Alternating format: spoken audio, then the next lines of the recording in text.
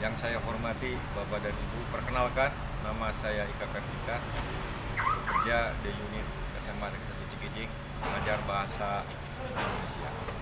Berkenaan dengan dukungan terhadap program Provinsi Jawa Barat, khususnya di Dinas Pendidikan Provinsi Jawa Barat, insya Allah kami yang ada di lapangan yang sudah diarahkan untuk menggunakan kurikulum Masagi setelah mendapat diklat pembelajaran, pengelolaan, pengasuhan dan binaan terhadap anak-anak di sekolah akan menggunakan kurikulum Masagi.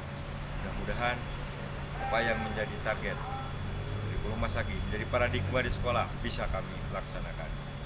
Demikian yang bisa kami sampaikan. Billahi taufiq wal hidayah. Assalamualaikum warahmatullahi wabarakatuh.